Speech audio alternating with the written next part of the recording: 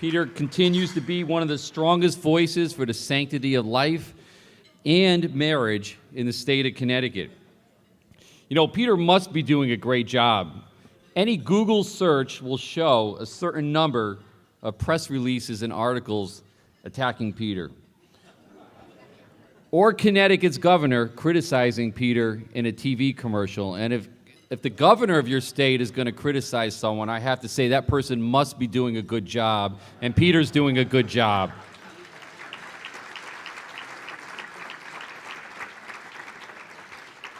I've known Peter for many years now, and this is what I think of him when I think of him working at the Family Institute of Connecticut. He crisscrosses the state. He conducts radio interviews. He lobbies in Hartford. He attends rallies, sidewalk counseling at abortion clinics, and sometimes alone at those abortion clinics. You know, where there is a need for FIC's voice, your voice, Peter Wolfgang is there. And he's speaking and working very hard for you. So I am personally proud to call Peter my friend and to have Peter at the helm of the Family Institute of Connecticut. So please join me in giving Peter Wolfgang, one of our state's most prominent pro-family leaders in this state, a warm welcome.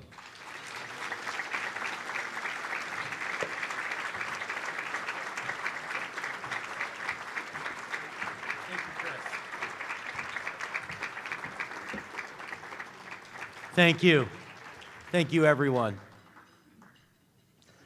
You know, Chris referenced that famous commercial that Governor Malloy did a couple years ago that actually had me in it, had my face and my image and my words and so forth. After I'm done speaking, we're going to run the video that we normally run with some of the highlights of our previous year and the things we've accomplished. Watch for the clip of Senate Majority Leader Bob Duff. I think we got under his skin even more than Governor Malloy. I think he may have even topped Governor Malloy.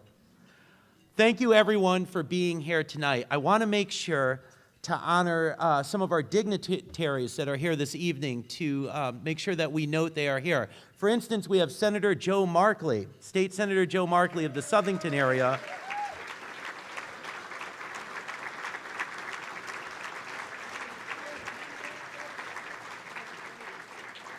Who, by the way, is a candidate for lieutenant governor. And if there were...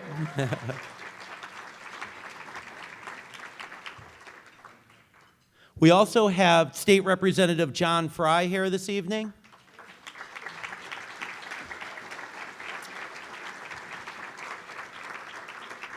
And we should note, not only is John Fry a state representative, but he is one of the 2 delegates from Connecticut to the Republican National Committee. So think about that for a moment. We have a delegate to the RNC here this evening who is pro-life, pro-family, speaks for our values from Connecticut.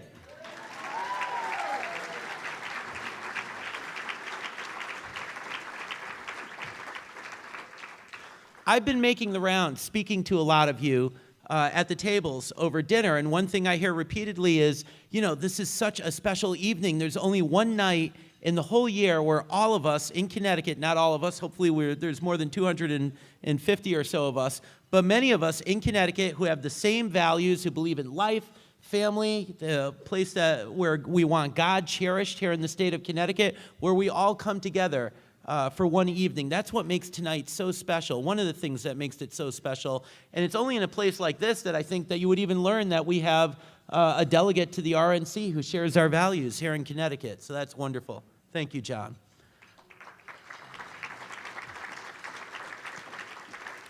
I want to acknowledge as well Senator Michael McLaughlin of Danbury and Bethel, New Fairfield. He's here somewhere.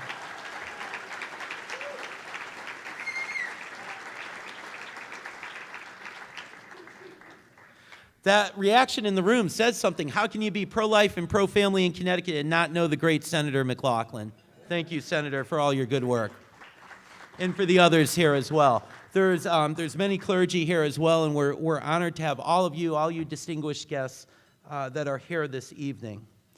So, this year was a year unlike any I think we have ever seen. You heard Chris reference that I have now been with the Family Institute of Connecticut for 13 years. If you go back to when I first began here, this year, this summer, marks my 10th anniversary as Executive Director of Family Institute of Connecticut. In the 28 years that FIC has existed, I've never seen a year like the year that we had in 2017. I've never seen anything like it. You all know what happened last November. President Trump won the election, and there were coattails here in the state of Connecticut. The Republicans picked up seats here in our state legislature, and there's a closer parity between the two parties than we've ever seen before. And I don't mention this in order to pump for one party over the other or one candidate over the other. What I want to do is lay out for you kind of the landscape of what we faced this year.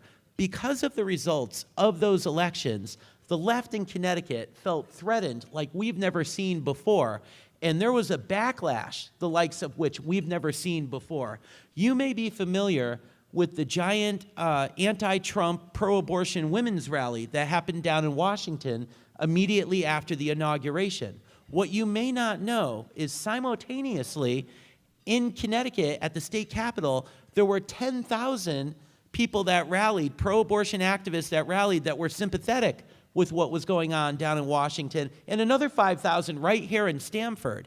That was something we've never really seen before in Connecticut. We were the ones that had the giant rallies of thousands of people and so forth, and they continued throughout the legislative session.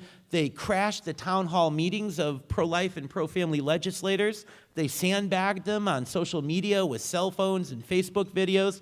They put out very deceptively edited videos to attack good people in the state. So what did the Family Institute of Connecticut do in response? We showed up, we fought back, and more often than not, we beat them, even in 2017.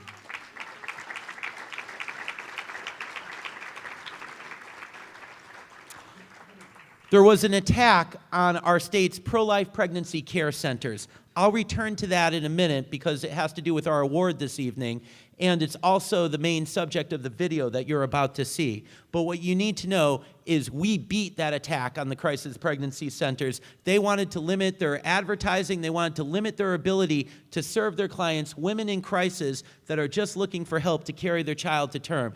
The pro-abortion groups in the state tried to pass a law against it, and we showed up, we crashed their press conference, and we stopped them. In fact,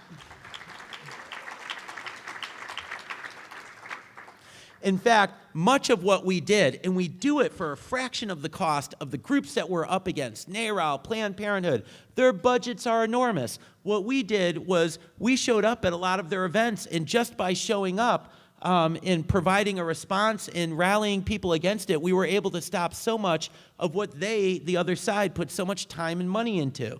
There were other things. There was, believe it or not, at the legislature, they proposed to raise, to have a marriage tax, to raise the fee that people, and this would affect mostly working class people, which is where we really need to build up a marriage culture, would have affected how much money they have to pay in order to get a marriage license.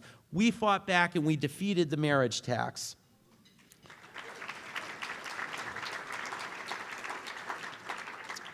A group of atheists, this is now a thing, atheists have organized in the state of Connecticut.